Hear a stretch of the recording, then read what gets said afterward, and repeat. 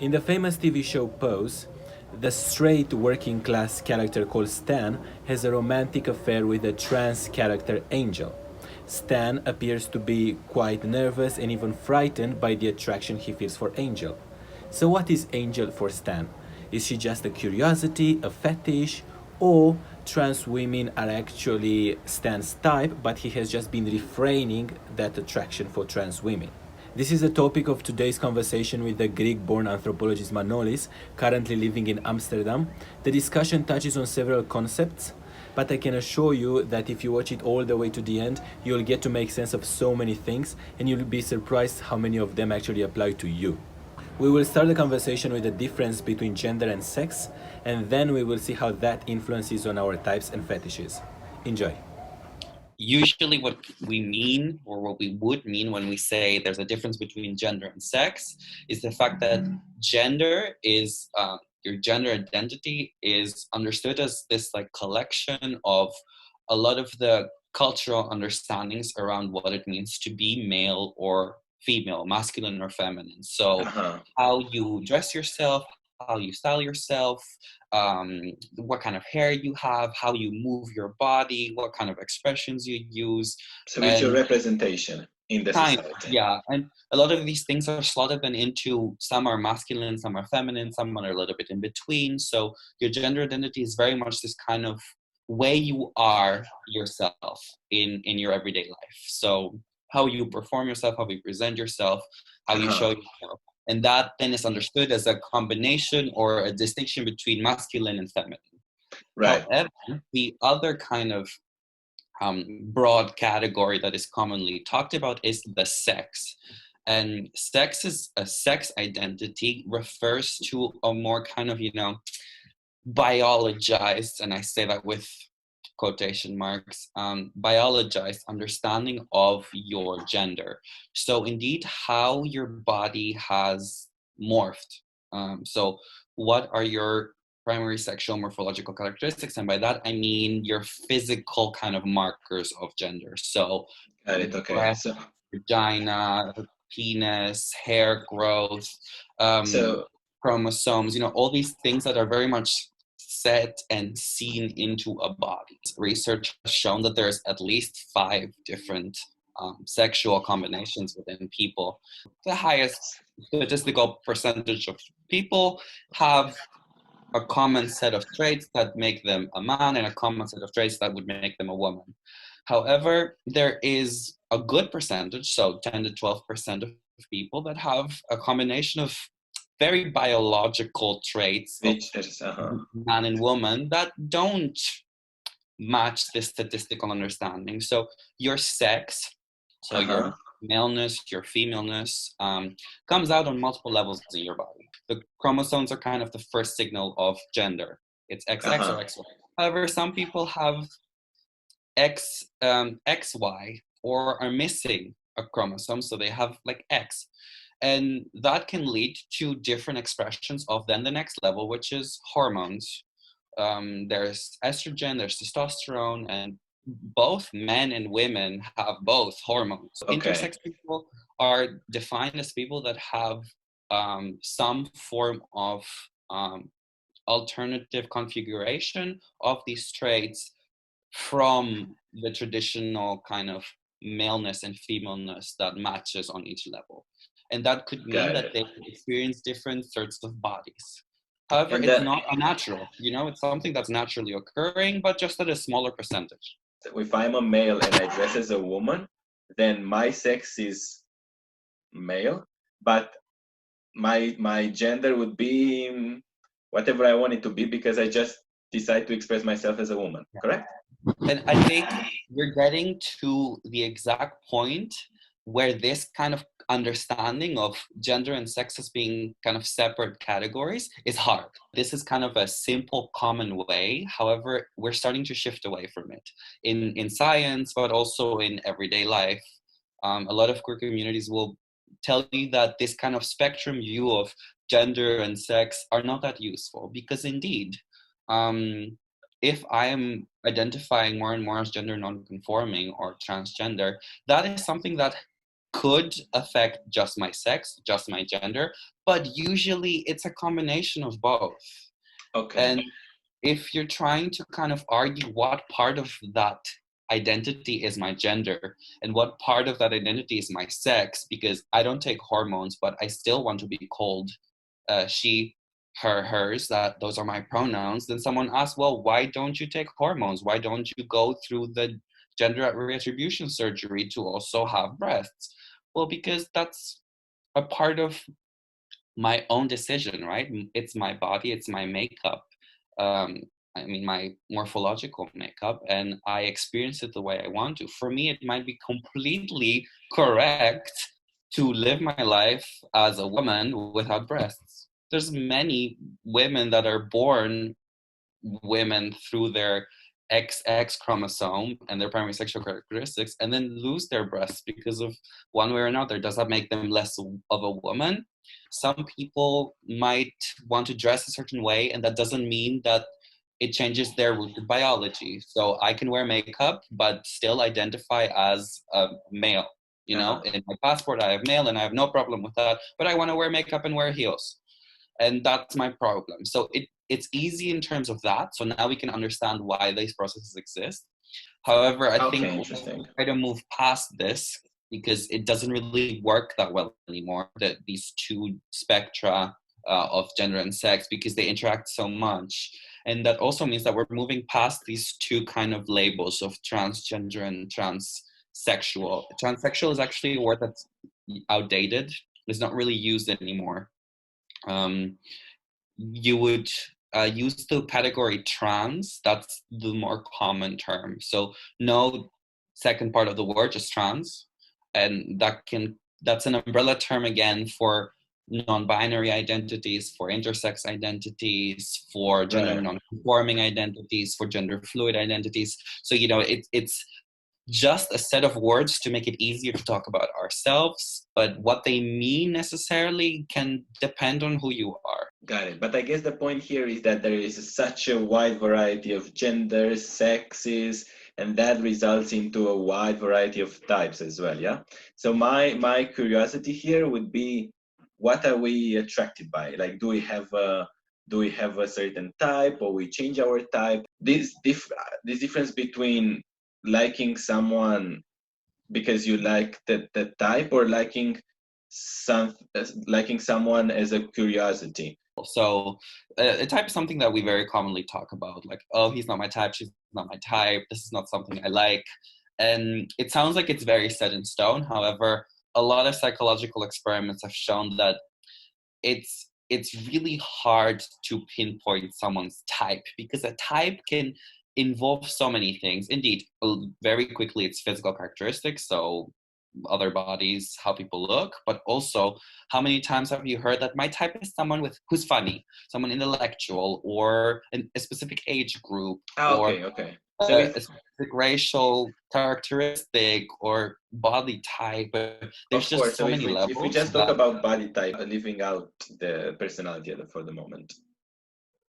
But I think it's really important to kind of underline that types are not set in stone. Types change all the time. They're dynamic. They're composed of so many things, and it makes it hard to focus on like what your type is. Now, attraction is something that's very interesting to talk about, because indeed, I think a lot of us will also experience that attractive is very much something that could be experienced as instinctual. So you have no control over it. You just kind of find someone hot, or you think someone sexy.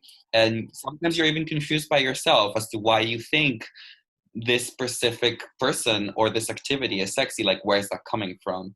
Well, the background, research has shown that it's really something that a combination of both something very instinctual, so something that might be in your makeup, in your genes, in your kind of very instinctive behavior, but it's also a combination of a lot of factors of you growing up. So your relationship with your parents or your surroundings when you were growing up, and all these things kind of form your instinctive attraction. It doesn't mean that because you met a gay person when you were 4 that you'll be gay. No, but there's kind of a combination of so many different experiences in your lifetime that then match with who you are and form Okay. who you're attracted to.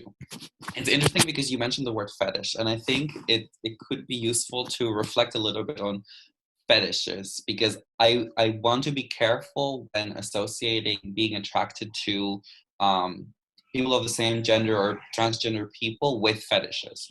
Because fetish, the word itself kind of is, and kings are words that um, kind of signify activities, sexual activities, or sexual experiences, sexual types that we are usually kind of talk about. There's this part of society that makes it a taboo. Most Uh-huh. people won't talk about being attracted to, or to a certain type of person, or having a foot fetish. You name it. You can go on any porn website and look at the categories of videos and see all sorts of fetishes and kink that you wouldn't hear your dad say to you at the kitchen table. These are just things that people don't talk about. It's not that they're necessarily morally wrong or that there's bad things happening. It's just things that we don't talk about easily. There's nothing to say that what you like sexually now is something that you're going to like in 20 years, but you might as well. And is it Okay. a problem? Like, if it's fine and your partners are happy with what you're doing, then you should be able to explore these things. Consent is everything, but once you get to the point of consent, why not try to explore further?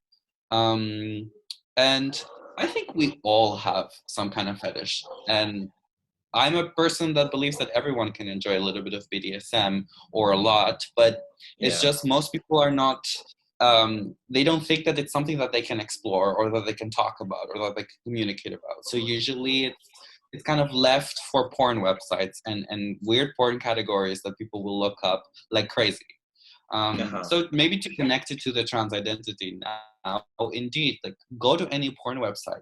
The trans categories are watched like crazy. They're one of the most popular categories, and Got it.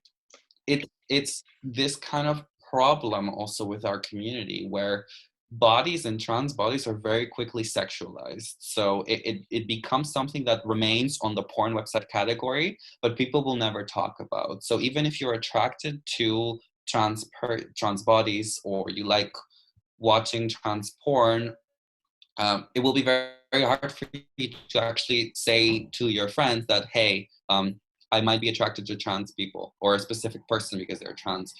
There's this kind of discomfort around it, which we need to let go of, because it's completely normal to be attracted to someone you're Whoever. attracted to, it there's nothing wrong with being attracted to a person of the same gender, of a different gender, or a gender non-conforming person. It's just part of who you are. It's part of your makeup, your combination, and your attraction is something you can't control. It's very useful here to reflect on the fact that your type can be broken down into so many different dynamics, but there's also a clear difference in your identity, your attraction, and your actions. So identity, Identity. Uh-huh. um, how I identify myself, what labels I would use. So my sexuality, essentially my identity. So I'm a gay man. That's how I identify. Um, Means that I'm attracted to other men, right? Attraction. So my instincts on who I'm attracted to. So my different types, but also the things I like during sex, the things I like making out for, about, all these different things that fall under these instincts of who I feel my body attracted to. And then action. So what I actually choose to do, So because there's identity, attraction, and action. action, activity, however you want to call it, Got it. decision. Okay. Mm-hmm. The difference between attraction and action or activity is my attraction is something I don't control. So I'm attracted to so many people. I walk down the street and I think someone's hot, or I think someone's ugly. And then my action is whether I'm actually going to tell them, hey, do you want to go on a date with me? Or, hey, do you want to make out? Like, there's a decision there. I'm making a Got it. Uh-huh. conscious decision. And my identity is how I present Identify it. myself. So Uh-huh. when I had my first kiss, I told everyone that I was straight because I wasn't out of the closet. So my family knew I was straight, my friends knew I was straight, but my first kiss was with a boy. So my action and my identity weren't the same at that point. It's kind of to reflect on these things, that they're different. And that also comes in, interestingly, with fetishes and kinks. So the reason we're talking about fetishes is because someone will not necessarily identify as, hey, my sexuality is foot play. No, it's not something you will usually talk about because there's this like shame and taboo around it. But you can be attracted to foot play and watch a lot of videos about it. And you might also, with your partner, engage in it, or you might be too ashamed to talk about it, so you don't bring it up in bed. Everyone has some kind of fetish, but they don't really know how to explore it. Right. So yeah. Just for a minute, going back to types, this concept that we like the opposite, I think is no longer popular. You know, opposites attract, like that kind of idea. Oh yeah, actually, it's like a common saying, right? Like opposites attract. Oh my God, you're a couple, but you're both so different. That means you work together. Well, it's maybe one of the few things in psychology that has proven that it's wrong. So indeed, you are most commonly attracted to a person who's like you. So kind of looks like you and acts like you. However, this also not an objective fact. You know, it's more common statistically, but it doesn't mean that it's the truth. It doesn't mean that it makes sense for everybody. But it is true that opposites attract is something that happens less than similars attract. Got it. Okay. Now, one point about attraction. I believe that we also tend to be attracted by the stereotypes of our society. So when your group of friends will tell you this person is so hot, this person is so hot, you tend to start believing that as well, yeah? Yeah, of course. So I think that understanding and opening our minds towards all this variety of people, it's a sort of key to letting yourself admit that you can like whoever, right? And making it easier to talk about as well with each other. I think it's very good what you're saying, because indeed that was kind of the point that we're trying to make as well, with saying that your types are formed by your communities as well, by your culture, by how you grew up, who your friends like, which actors are on TV. You know, Johnny Depp has been the model of masculinity for years. Why? Well, because we agree that he is. These collective kind of dynamics that, as an anthropologist, I find super interesting, and where they're kind of coming from and how we talk about them. But it also makes it kind of easier to see why some fetishes are fetishes, because we find it so hard to talk about some things, right?